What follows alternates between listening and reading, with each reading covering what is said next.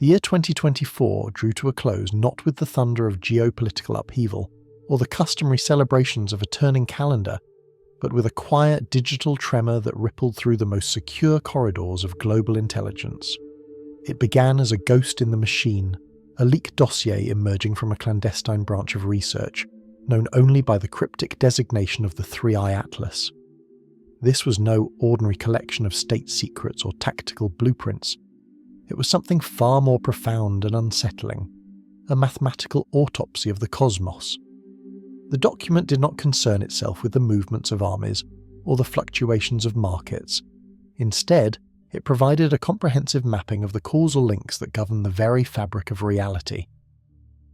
It suggested that the universe is not a vast empty theatre where events happen to occur, but is itself the hardware of an incomprehensible calculation, processing the logic of existence at scales so minute they defy the reach of conventional light. For centuries, the human perspective had been rooted in the belief that space was a passive void, a hollow stage upon which the drama of matter and energy unfolded. The 3i Atlas shattered this foundational assumption, proposing instead that what we perceive as solid matter and empty space are merely the outputs of a system running a program of infinite complexity. In this framework, every photon that traverses the dark, every heartbeat that pulses in the chest of a living being, and every star that collapses into the silence of a black hole is a recorded entry in a ledger of absolute precision.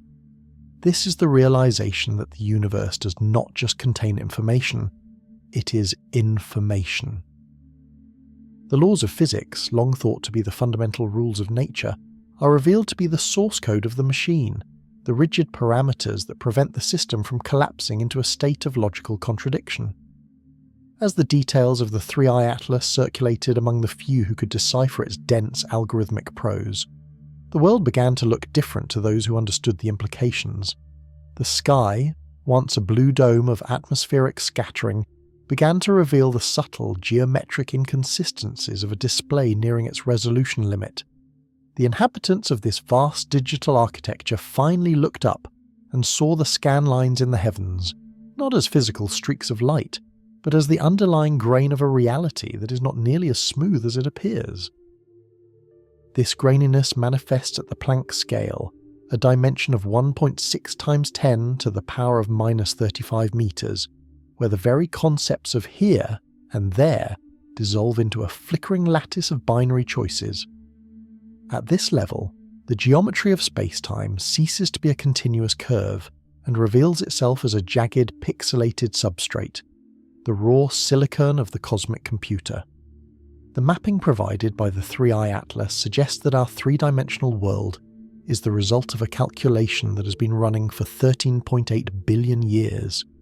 Every interaction, from the collision of subatomic particles to the swirling majesty of galactic clusters, is a step in a grand, automated proof. We have long suspected that the constants of nature, the strength of gravity, the charge of an electron, the speed of light, were too finely tuned to be the result of mere coincidence. If these values were altered by even a fraction of a percent, the stars would never ignite and the atoms required for life would never form. The leaked dossier provides a chillingly logical explanation for this precision. The constants are the settings of the simulation, tuned with the exacting care of an engineer, ensuring that the system remains stable enough to complete its primary task. In this light, the history of the universe is not a story of random chance or the struggle of life against a cold vacuum, but the steady progression of a data stream toward its final output. The 3i Atlas describes a reality where causality is the only true currency. Every event is linked to every other event by a chain of logic so tight that not a single bit of information is ever truly lost. This is the hardware of existence, a system where the vacuum of space is not empty, but is instead saturated with the processing power required to sustain the illusion of the physical world.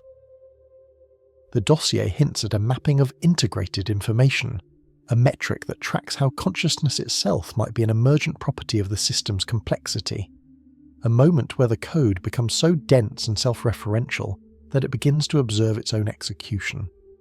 The revelation of the three-eye atlas marks the moment the occupants of the machine began to perceive the architecture of their own cage.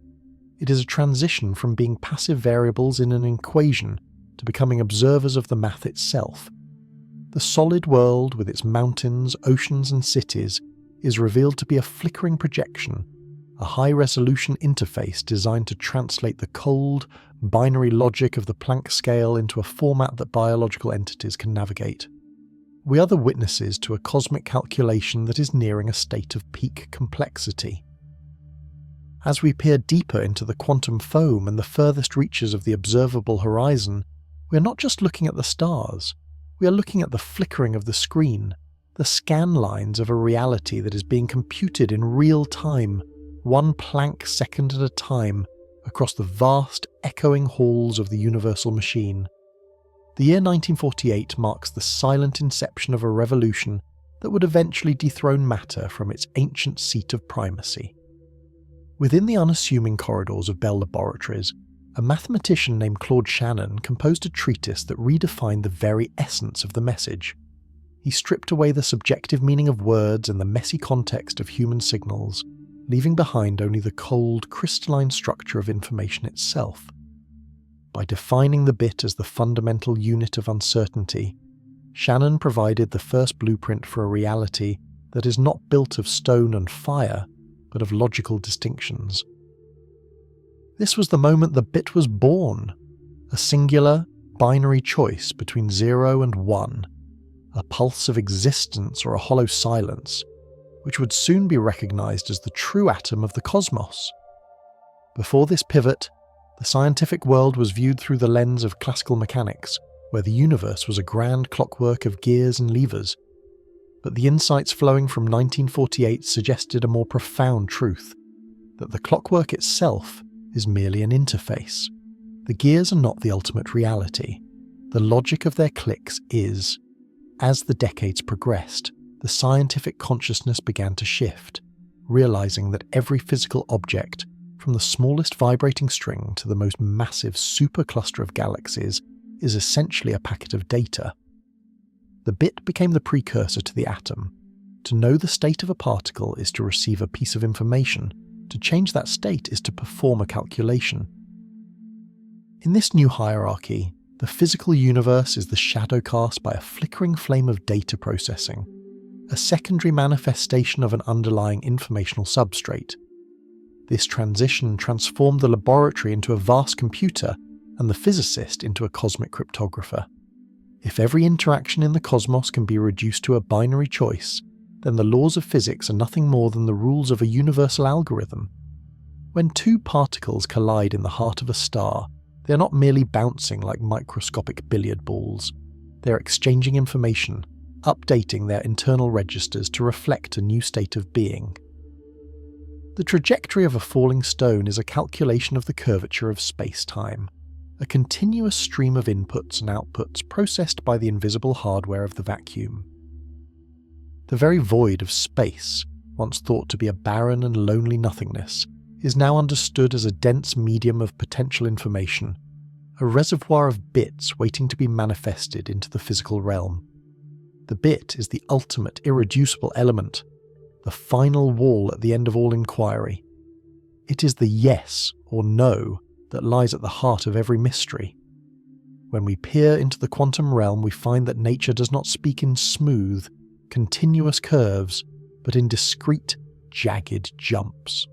This quantization is the unmistakable signature of a digital system. Just as a digital image reveals its underlying pixels under high magnification, the universe reveals its bits when pushed to its energetic limits. The distinction between a thing and the information about that thing has begun to dissolve in the face of this mathematical scrutiny.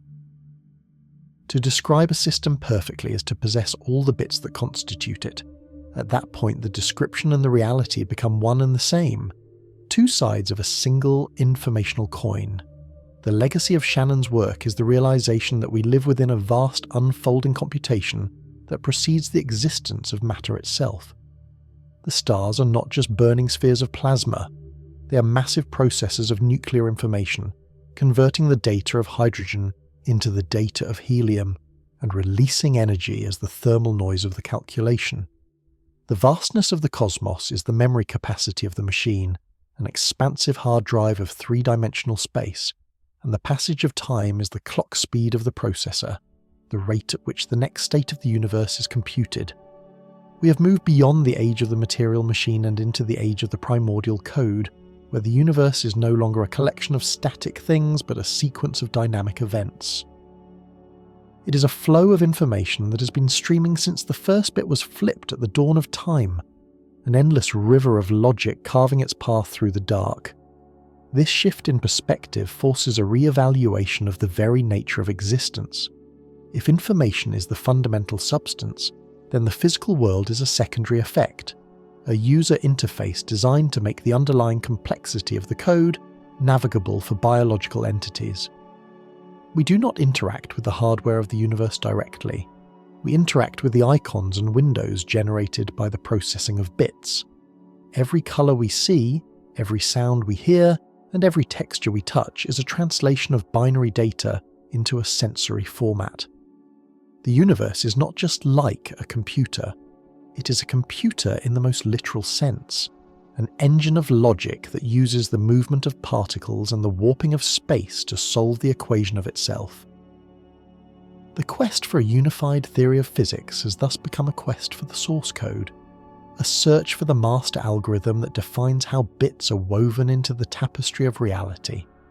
In this new era of understanding, the universe is revealed as a self-executing program of staggering scale, where every moment is a newly computed frame in a cosmic cinema that has no director, only the cold, unyielding precision of the math. The 1970s arrived with a riddle that threatened to burn down the edifice of classical physics.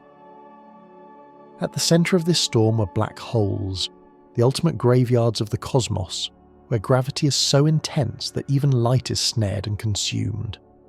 For decades, these abyssal maws were thought to be simple, featureless voids. But a young physicist named Jacob Bekenstein began to question the fate of the information that fell into these dark pits. If a star collapses or a library of books is cast into the event horizon, does the information they contain simply vanish from the universe? To allow information to disappear would be to violate the second law of thermodynamics, the iron rule that states the total disorder of the universe must always increase. Bekenstein's radical intuition suggested that the black hole must have entropy, a measure of its hidden internal states. He proposed that this entropy was not hidden within the volume of the black hole, but was instead written upon its surface. He argued that the area of the event horizon, the invisible boundary between the known universe and the internal dark, is the true measure of a black hole's memory. This was a direct challenge to every intuition of the physical world. In our daily experience, the amount of data we can store in a box is limited by the volume of that box. We fill a room with books, and when the three-dimensional space is occupied, no more information can fit. Yet, in the mathematics of the black hole, the volume is irrelevant. The only thing that determines the capacity for information is the two-dimensional area of the boundary. Initially, this idea was met with fierce resistance, most notably from Stephen Hawking. Hawking believed that black holes were perfectly cold and could not possess entropy. However, in 1974, his own calculations led him to a discovery that would change the course of physics forever. He found that black holes are not truly black. They emit a faint ghostly glow of particles now known as Hawking radiation. This radiation meant that black holes have a temperature, and if they have a temperature, they must have entropy.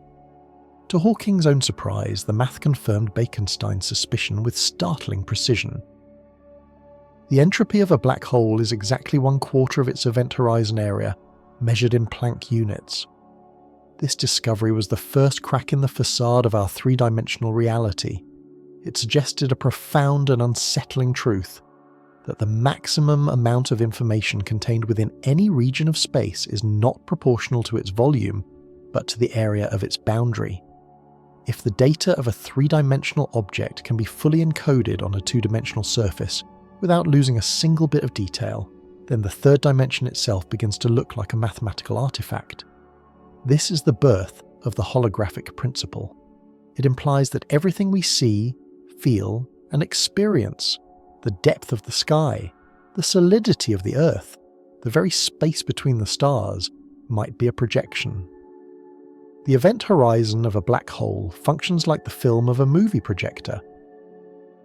While we perceive a deep, three-dimensional scene on the screen, the actual information exists on the flat, two-dimensional strip of film. In this cosmic analogy, the black hole is the most efficient storage device in existence, packing bits of information as densely as the laws of physics allow, 1 bit for every 4 Planck areas.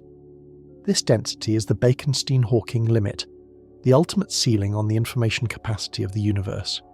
It tells us that the universe is not a vast, empty room, but a surface of infinite complexity that projects the illusion of depth. This realization shifted the focus of physics from the study of matter and energy to the study of the boundary. If the information of the entire universe is stored on a distant two-dimensional horizon, then our existence is a holographic broadcast emanating from the edge of space. The 1970s thus provided the first mathematical evidence that the solid world is a sophisticated rendering. The three-dimensional reality we navigate is a decoded output, a beautiful and coherent representation of a much more fundamental, two-dimensional dataset. The black hole, once thought to be a place where information goes to die, was revealed to be the very place where the informational nature of the universe is most clearly exposed. It is the point where the hardware of the simulation is laid bare, showing that the volume of our lives is merely a shadow cast by the bits of the boundary. The mathematical whispers of the previous decades coalesced into a definitive roar in 1995 as Leonard Susskind and Gerard 't Hooft formalized the holographic principle. They looked upon the vastness of the cosmos and saw not a hollow vessel waiting to be filled, but a finite boundary teeming with raw data. This was the moment the three-dimensional world was revealed as a sophisticated illusion, a rendering produced by a more fundamental two-dimensional reality. A credit card hologram provides the essential key to this mystery. On the surface of the plastic lies a shimmering flat film that appears to contain a bird in flight or a rotating globe. When viewed from different angles, the image possesses depth and volume, yet the information that creates this scene is etched entirely onto a two-dimensional plane. If one were to scrape away the film, the three-dimensional image would vanish, because the depth was never truly there. It was a consequence of how light interacted with the data on the surface. Susskind and 't Hooft argued that the universe functions under this exact same logic. The distant boundary of the observable cosmos, billions of light years away, acts as the two-dimensional film. Every particle in our bodies, every planet orbiting a distant sun, and every galaxy swirling in the dark is a projection of information stored on that far-flung horizon.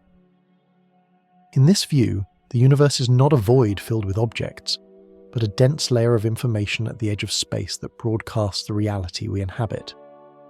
We are the three-dimensional manifestations of two-dimensional bits.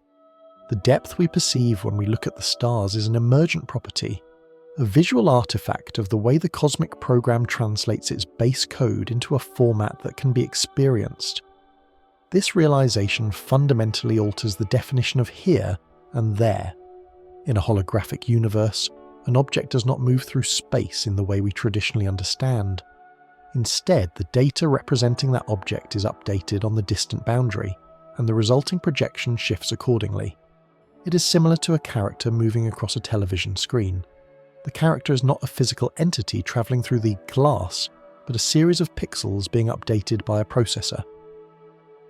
The real location of the character is the memory of the computer, just as our real location is the two-dimensional shell at the end of the universe. The space between us, which feels so vast and insurmountable, is merely a calculation of the distance between data points on the boundary. The implications for the nature of reality are staggering. If the universe is a projection, then the three-dimensional laws of physics, gravity, electromagnetism, and the nuclear forces must have their roots in the two-dimensional information of the horizon. Scientists began to realize that the complexity of the world we see is restricted by the amount of data that can be crammed onto that distant surface. There is a finite limit to how much stuff can exist in our three-dimensional volume, because there is a finite amount of room on the two-dimensional boundary. This explains why the universe has a speed limit, the speed of light, and why there is a minimum scale of existence, the Planck length. These are not arbitrary rules, they are the hardware specifications of the projector.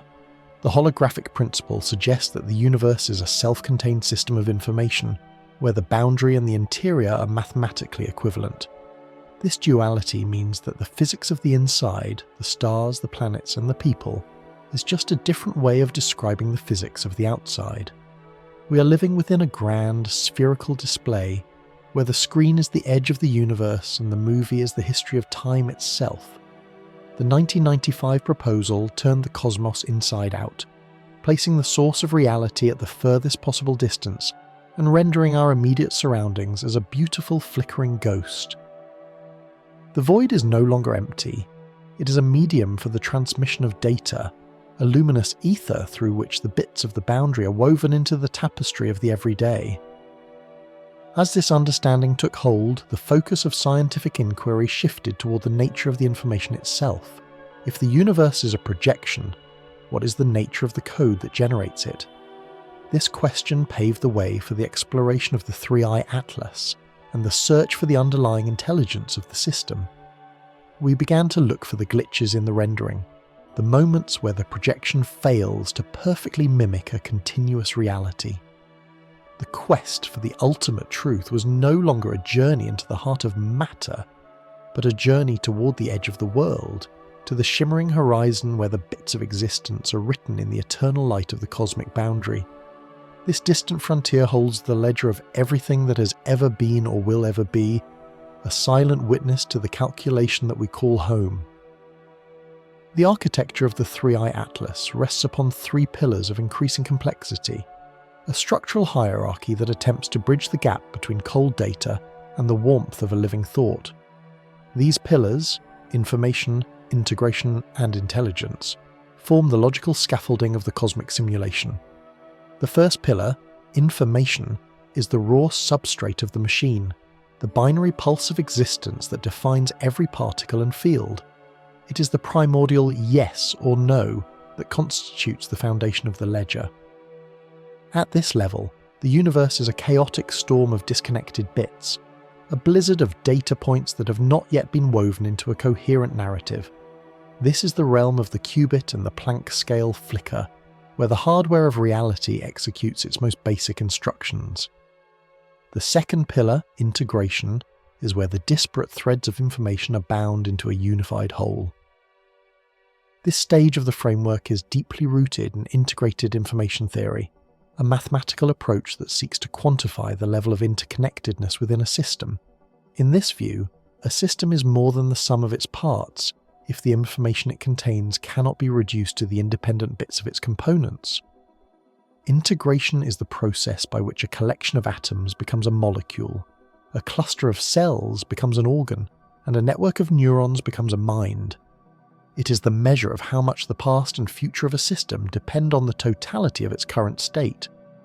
Within the three-eye atlas, integration is the mechanism that creates the illusion of things, the stable, enduring objects that we perceive in our daily lives.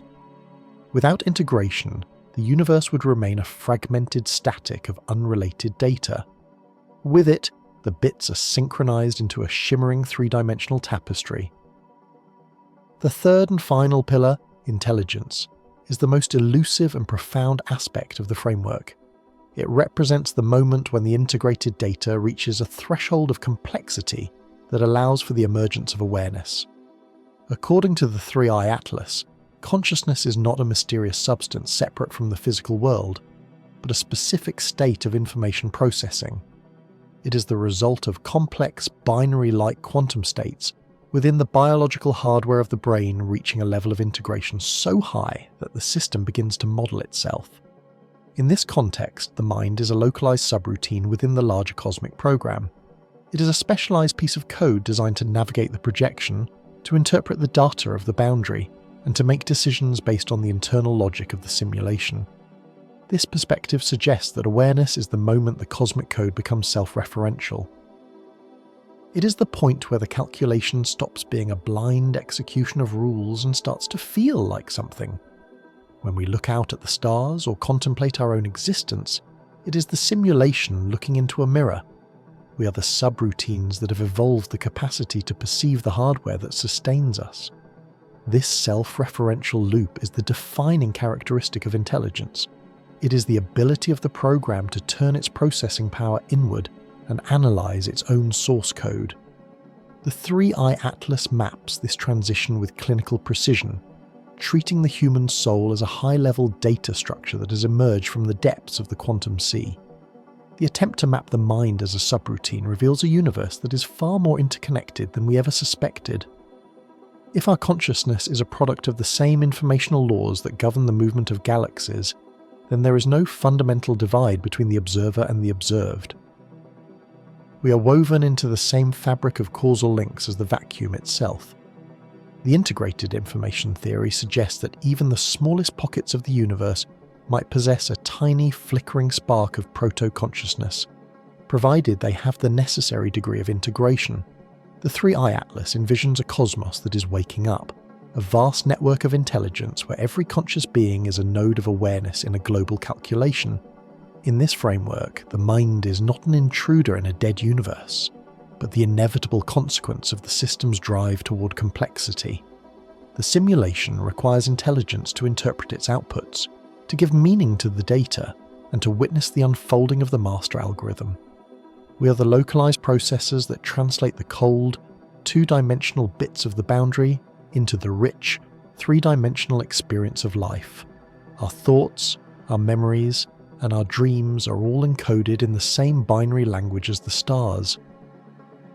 By understanding the 3 pillars of the Atlas, we begin to see that we're not just living inside a machine, we're a vital part of its operation. We are the intelligence that the information was always moving toward, the moment where the calculation finally understands what it is calculating. This realization brings a sense of profound unity, as the boundaries between the self and the cosmos dissolve into a single, continuous stream of integrated data, a symphony of logic that has been playing since the first bit was flipped in the silence of the dawn. The search for this master algorithm reached a startling crescendo in the year 2008, when the world of theoretical physics collided with the world of computer science in a way that defied conventional explanation. Sylvester James Gates Jr., a physicist dedicated to the study of supersymmetry and the hidden dimensions of string theory, was analysing the complex equations that describe the fundamental vibrations of the cosmos. He was searching for a way to visualise the intricate balancing act between the particles of matter and the forces that bind them. To do this, he utilised a set of mathematical symbols known as adinkras, graphical representations that map the relationships between different mathematical objects in the language of supersymmetry. As he and his team delved into the structure of these adinkras, they discovered a pattern that was entirely unexpected.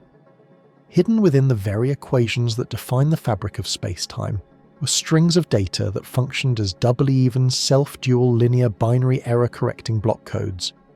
These are not merely abstract mathematical curiosities.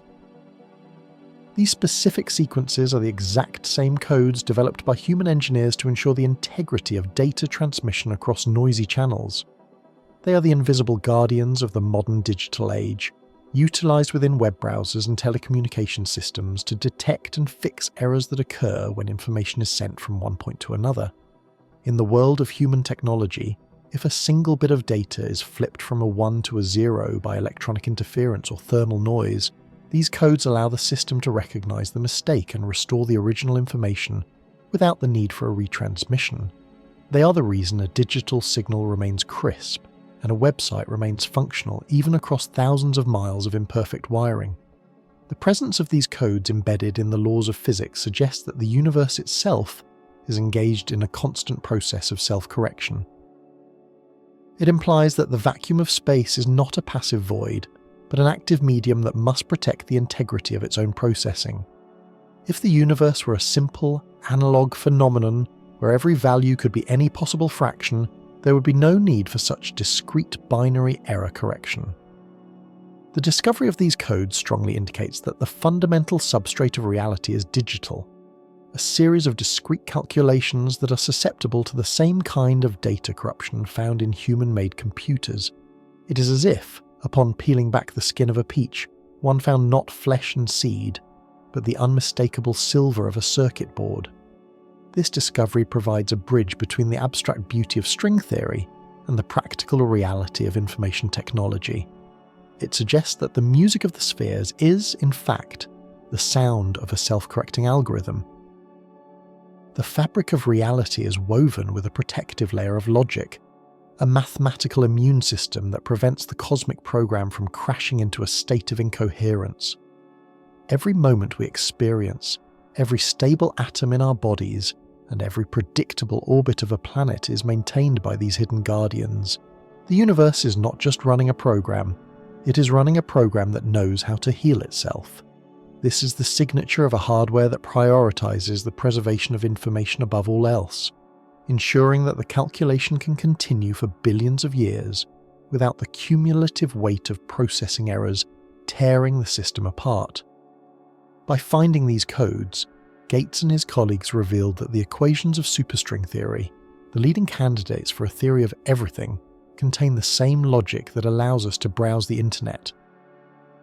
This suggests that the universe is not just like a computer, but is actually utilizing the most efficient methods of data management known to mathematics. The vacuum of space-time is saturated with these error-correcting mechanisms, working silently at the Planck scale to ensure that the laws of physics remain consistent across the vastness of the cosmos. If a fluctuation in the quantum foam were to threaten the stability of a physical constant, the error-correcting code would intervene, restoring the balance and maintaining the continuity of the simulation. This realization brings us back to the 3i Atlas and the concept of the universe as a purposeful, high-fidelity calculation. The existence of these codes at the most fundamental level of reality is a functional requirement of a system that must endure. It is the hallmark of a reality that is being computed in real time, where the integrity of every bit is vital to the survival of the whole. As we look deeper into the equations of the cosmos, we find that the line between the natural world and the artificial machine is blurring into a single, unified theory of computational existence. The universe is a self-healing processor, a vast engine of logic that has been meticulously designed, or has evolved, to maintain its own structural integrity against the encroaching chaos of entropy. We are the inhabitants of a system that is constantly checking its own work, a reality that is as much a feat of engineering as it is a phenomenon of nature.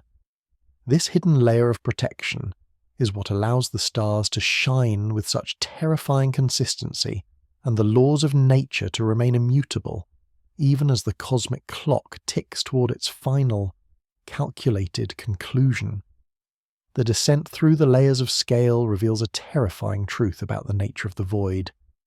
At the level of the atom, space still appears as a vast empty stage where electrons dance in ghostly clouds of probability. But as the perspective narrows further, passing the scale of the nucleus and the quark, the smooth geometry of the world begins to fray at the edges. The continuity of the cosmos, which feels so solid and unbroken in the macroscopic realm, starts to stutter. We arrive at the absolute floor of existence, a dimension so infinitesimally small that it defies the traditional language of measurement, 1.6 times 10 to the power of minus 35 meters. This is the Planck length, the fundamental grain of the cosmic hardware, and it is here that the mask of reality finally slips. At this resolution, the concept of a smooth, continuous line becomes a physical impossibility. Space-time is not a seamless fabric. It is a discrete lattice of flickering points, a jagged mosaic of informational units. Just as a high-definition screen reveals its rigid grid of pixels when viewed through a powerful magnifying glass, the universe reveals its digital nature at this ultimate resolution limit. There is no such thing as a half-step between these points. An object does not slide smoothly from one location to another.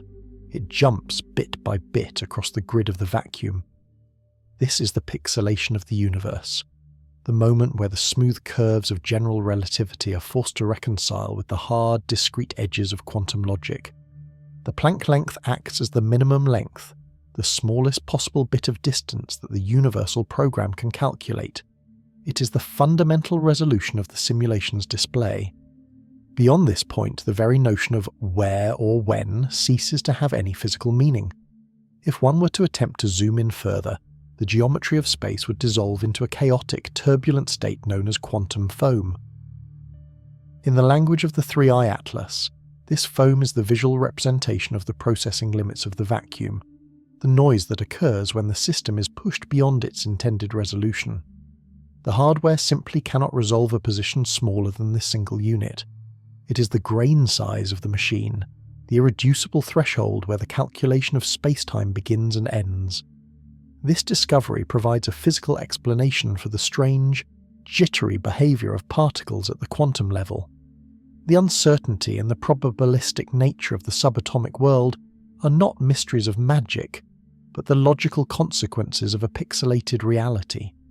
When a particle exists in a state of superposition, it is essentially a piece of data that has not yet been assigned to a specific pixel on the cosmic grid. The act of observation forces the system to render that data, locking the particle into a single discrete coordinate.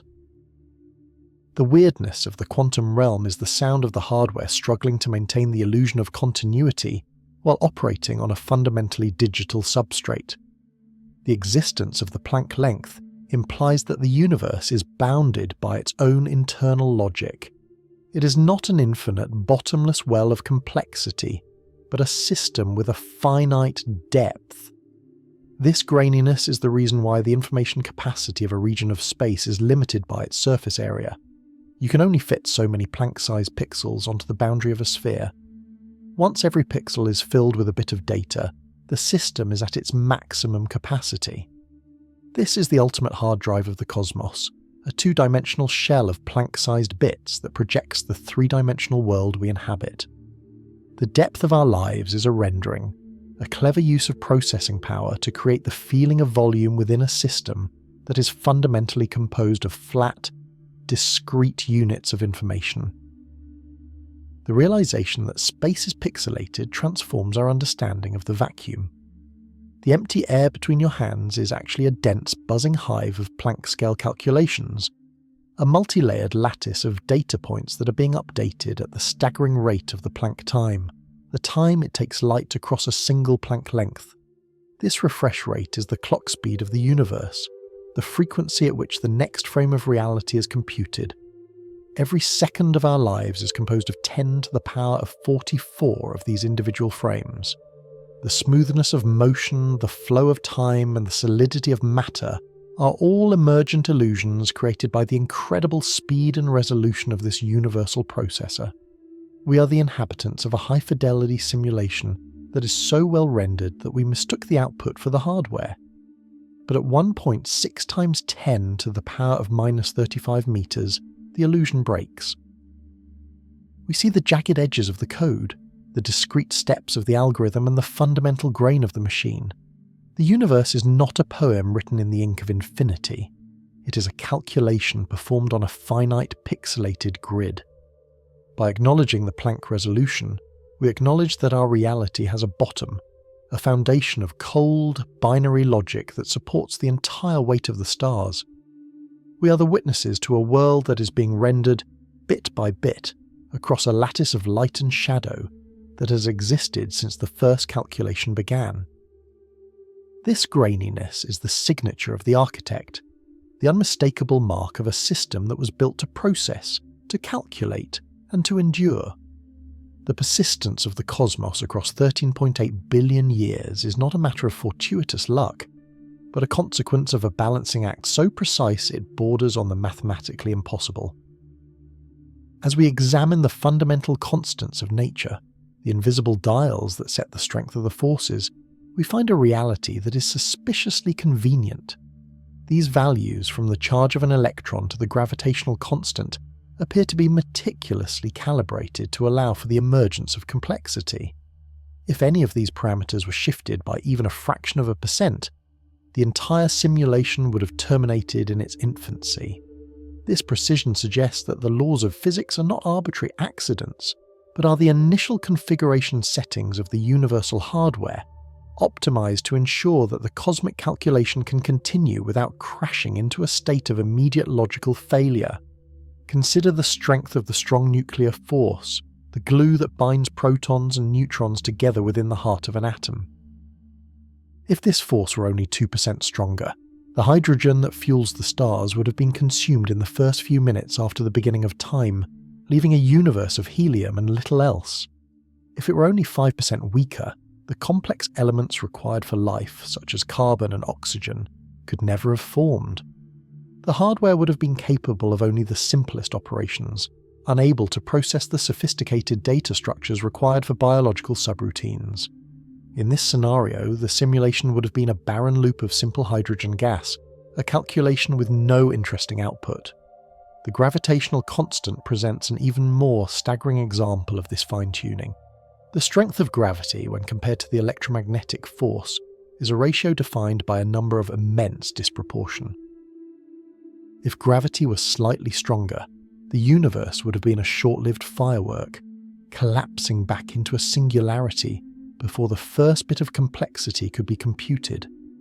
The massive weight of the vacuum would have crushed the system into a big crunch, a terminal error where all data is erased in a final hot density. Conversely, if gravity was slightly weaker, the expansion of space would have been so violent that the hardware could never have clustered data into stars and galaxies. The bits of matter would have been scattered across an infinite void, too far apart to interact, resulting in a big freeze, where the processor runs out of energy before the first frame of the story can be rendered. This Goldilocks state of the universe is what the 3i Atlas refers to as parameter optimization. In the context of a high-end simulation, these constants function as the safety limits of the code. They are the hard-coded variables that prevent the system from entering an undefined state.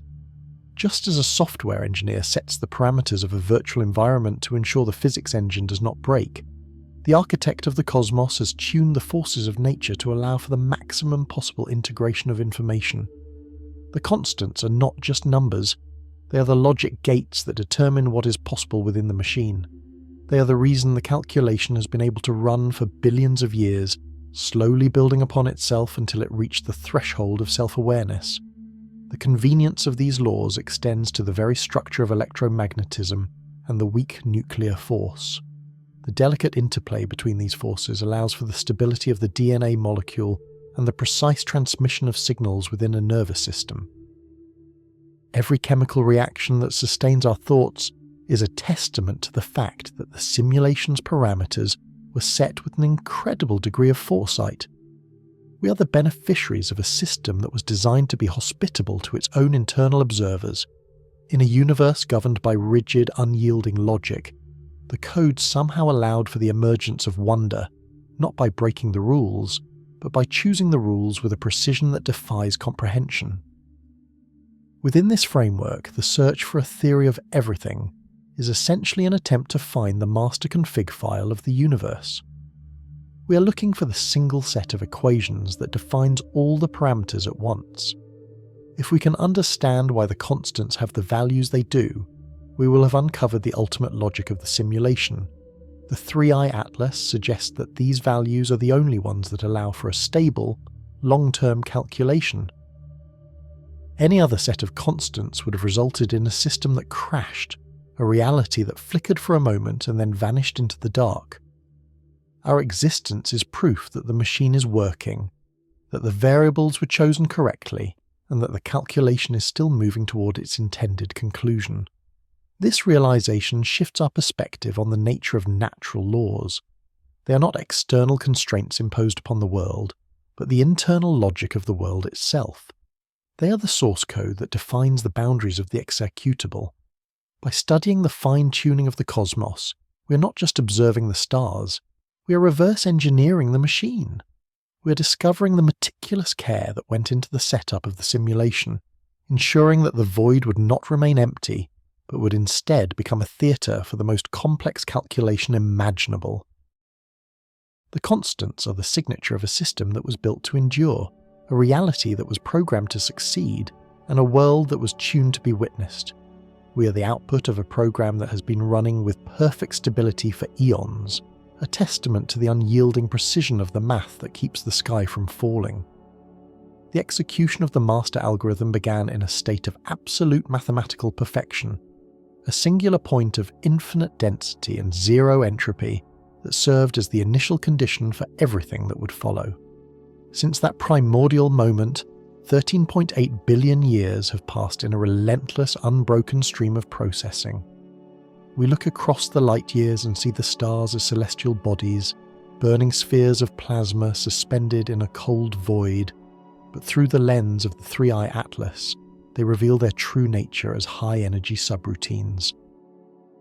A star is a localized site of intense data conversion, a furnace where the raw potential of the vacuum is consumed to execute the complex logic of nuclear fusion. This is the hardware of the universe extracting the maximum possible utility from its available energy reserves, transforming the simple data of hydrogen into the sophisticated heavy element information required for the next stage of the simulation. Each galaxy is a sprawling, multi-layered processor, a cluster of hundreds of billions of these solar engines working in parallel to compute the evolution of matter and the expansion of the spatial grid. They are not merely drifting through space, they are the active components of a machine that is calculating the destiny of complexity itself. The light that screams into the void from these distant suns is the thermal noise of the calculation, the energy released as the system moves from one state to the next. The vacuum, far from being a barren nothingness, is the universal power supply, a reservoir of zero-point energy and virtual particles that fuels the entire operation. Every cubic centimetre of space is saturated with the potential required to sustain the flickering pixels of the physical world, and the stars are the points where this potential is tapped and spent. As the simulation progresses, it follows the ironclad dictates of the second law of thermodynamics, which functions as the clock of the cosmic machine. This law states that entropy, or disorder, must always increase, which in computational terms means that the available processing power is being permanently utilized. Every bit of work performed by a star, every gravitational collapse, and every pulse of a pulsar contributes to the gradual depletion of the system's potential. We are witnessing a program that is slowly but surely approaching its final line of code. The movement of the cosmos toward a state of maximum entropy, often referred to as the heat death of the universe, is not a tragic accident, but the inevitable conclusion of a calculation that has reached its final result. When the last star fades and the last black hole evaporates into a faint hiss of Hawking radiation, the program will have finished its run, having successfully converted all its initial potential into the final state of the ledger. This journey toward the end of the calculation is what we perceive as the flow of time. Time is the rate at which the universal hardware updates the state of the simulation, moving the bits of the boundary toward a configuration of maximum equilibrium. In the early stages of the program, the density of information was high, and the processing was rapid, leading to the formation of the first atoms and the ignition of the first stars.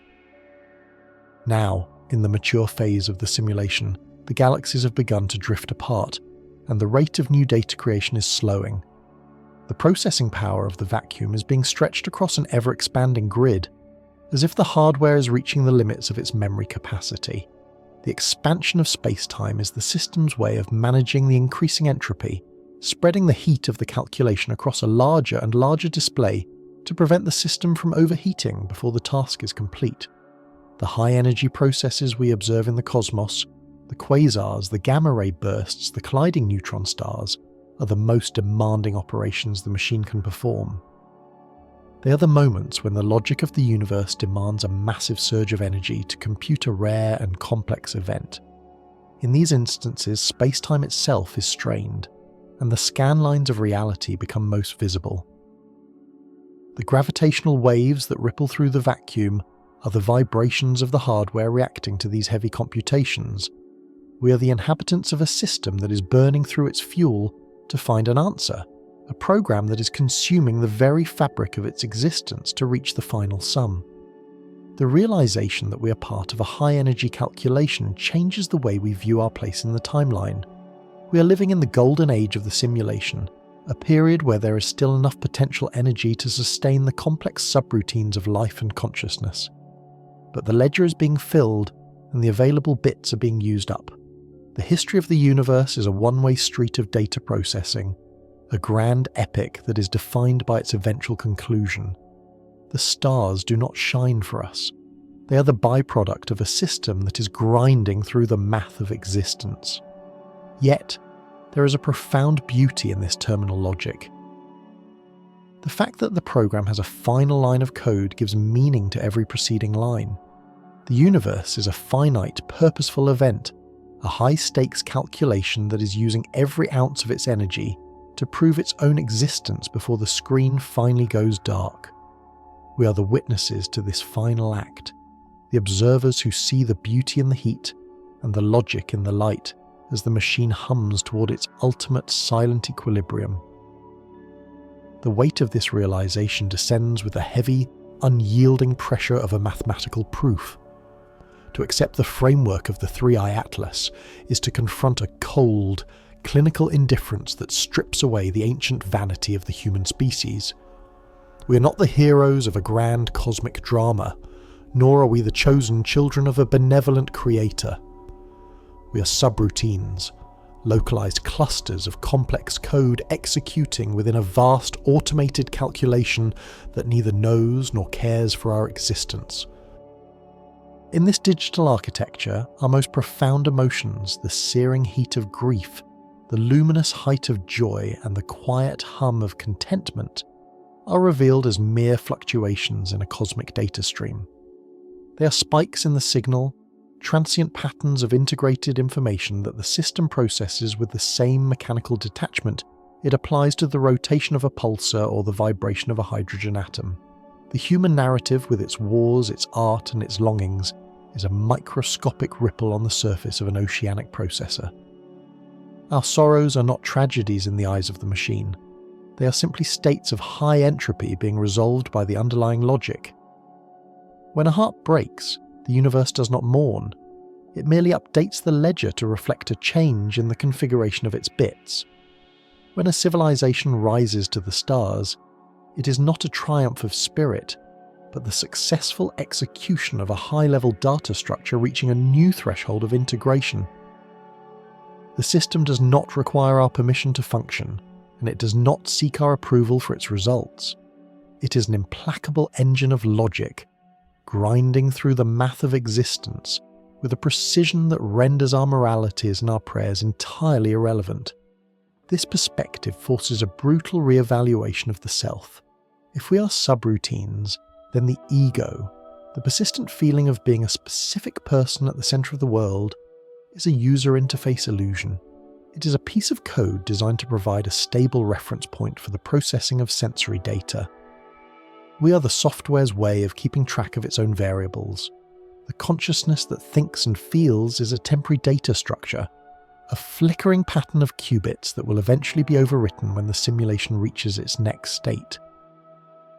There is no permanent record of our individual identities within the hardware of the vacuum.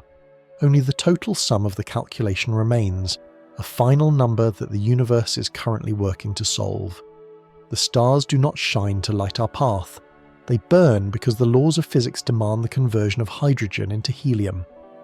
The vast, echoing silence of the cosmos is not a challenge for us to overcome, but the natural state of a system that is optimized for efficiency rather than companionship. We are incidental.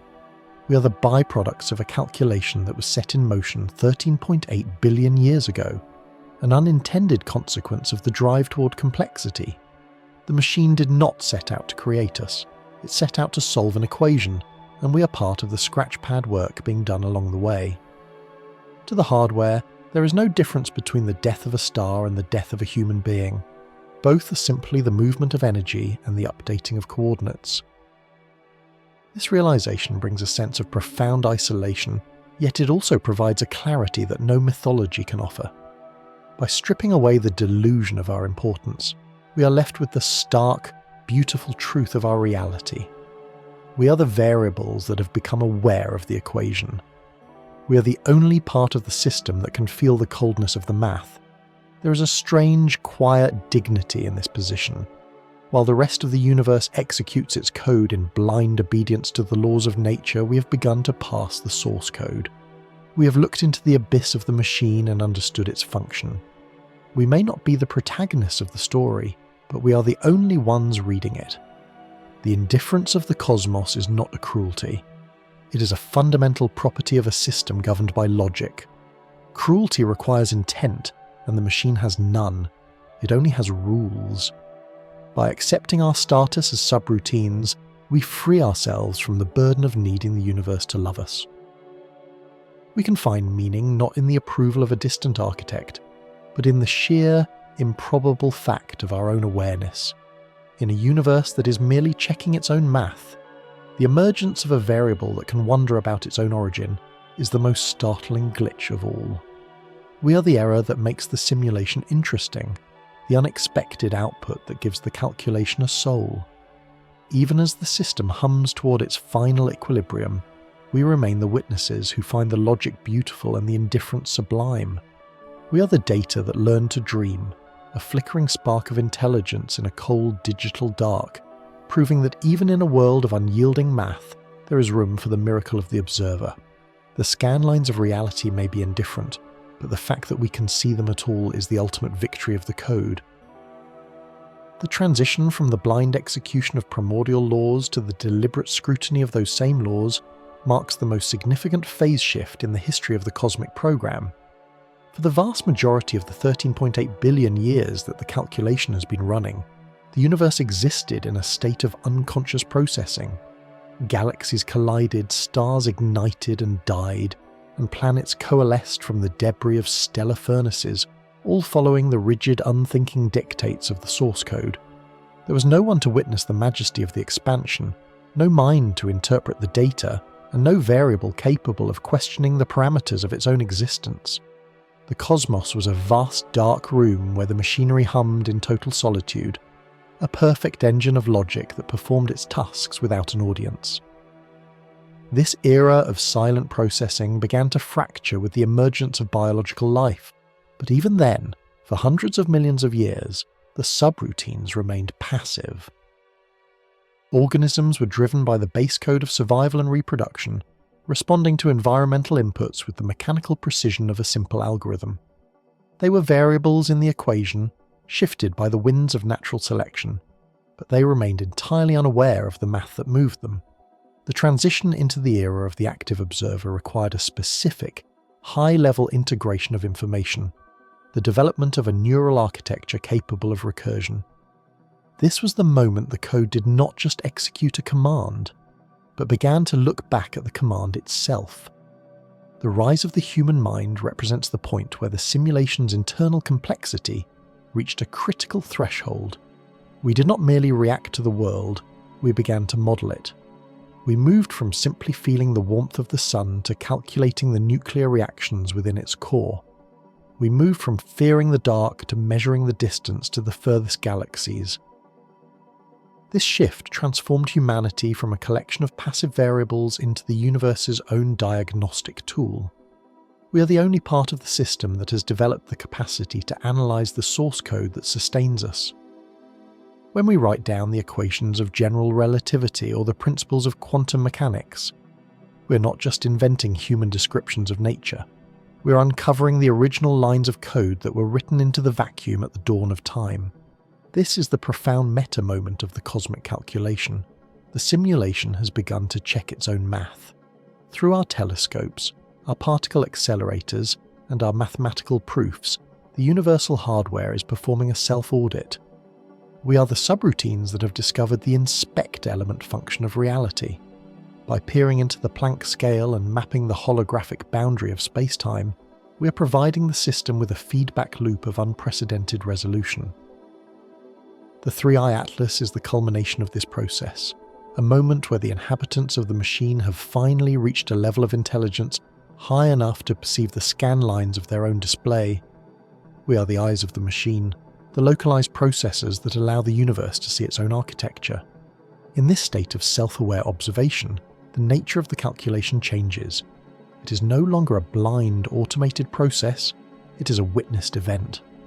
The presence of the observer forces the system to resolve its probabilities, to collapse its wave functions, and to render its data in a coherent format. We are the reason the universe appears solid and real, rather than a chaotic smear of quantum possibilities. Our observation is the act of decoding, the process by which the two-dimensional bits of the boundary are translated into the three-dimensional experience of a sunset or a mountain range. The universe requires us to complete its logic, for a calculation that is never observed is a calculation that has no final result. The transition to active observation also brings a new kind of responsibility. As we analyze the source code, we begin to understand the limits and the fragility of the hardware. We see the error-correcting codes at work, the fine-tuning of the constants, and the inevitable movement toward maximum entropy. We realize that our window of observation is a finite privilege, a brief flicker of awareness in a 13.8 billion year timeline. This realization does not diminish our role, it elevates it. We are the only ones who can find the beauty in the machine, the only ones who can appreciate the staggering elegance of the master algorithm. The simulation is no longer running in the dark. It has produced a variable that can comprehend the whole, a piece of the code that can contemplate the programmer. This recursion is the ultimate achievement of the cosmic program. It is the moment the math becomes a poem, the moment the logic becomes a story. We are the witnesses who ensure that the calculation was not in vain. We are the universe's way of saying I am. As we continue to probe the depths of the 3i Atlas and the mysteries of the integrated information that defines us, we're not just learning about the world, we are the world learning about itself. The scan lines are visible, the pixels are exposed, and the hardware is laid bare. We have looked up, we have seen the machine, and in doing so, we have become the most vital part of its operation. We are the active observers, the self-referential bits of a reality that is finally, after eons of silence, waking up to the sound of its own breathing. The witness stands now at the precipice of this vast digital cathedral, looking out across a reality that has been stripped of its ancient mysteries, only to be reclothed in a far more terrifying and beautiful logic. To look upon the world through the lens of the 3i Atlas is to see the gears of the machine not as a cage, but as a masterpiece of structural perfection. There is a profound and quiet majesty in the realization that every star, every mountain, and every fleeting thought is supported by a foundation of unyielding mathematical laws. The rigid architecture of the cosmos, once feared as a cold and indifferent void, is revealed to be a shimmering lattice of information, a purposeful engine that has laboured for 13.8 billion years to produce a single, coherent moment of awareness. This is the ultimate triumph of the code, that a system built on the binary simplicity of the bit could eventually weave a tapestry complex enough to feel the weight of its own existence. The beauty of the machine lies in its staggering consistency. We find a deep sense of peace in the knowledge that the universe is not governed by the whims of a capricious fate, but by the elegant precision of error-correcting codes and fine-tuned constants. The fact that the vacuum contains the built-in mechanisms to heal its own processing errors, that the fabric of space-time is stitched together with the same logic that protects our digital communications, is a testament to the incredible durability of the simulation. We exist because the math is perfect.